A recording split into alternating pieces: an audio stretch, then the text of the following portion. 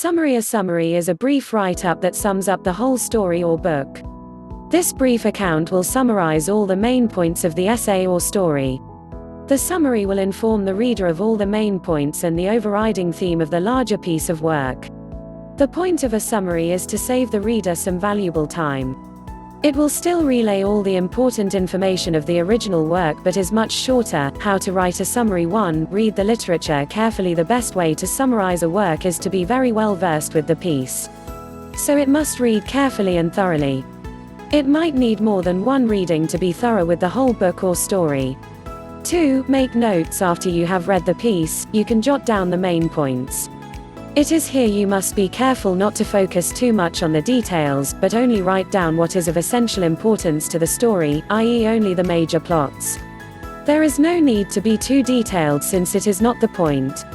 3. Begin writing from memory. Once you have the points noted down, begin expanding on those points. It is best that at this stage you write from your memory of the work. This will ensure that you are using your own words instead of just repeating what the original author of the work had written.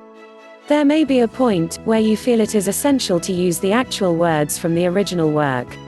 Then you must do so, but those words should be put in quotation marks to make sure the reader is aware of their source.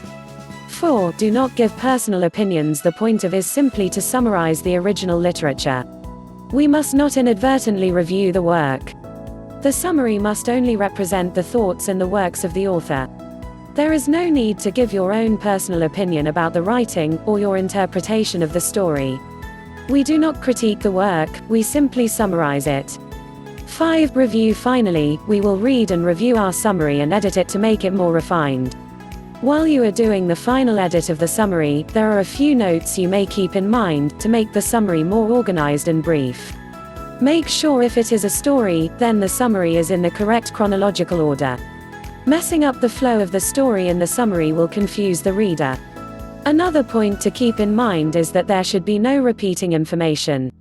The whole point of the summary is to be brief and to the point. So eliminate any information you may have repeated. Check the summary for its length. It cannot be too long, which defeats the purpose of writing a summary.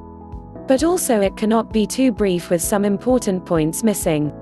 Finally, we check for grammatical or spelling errors.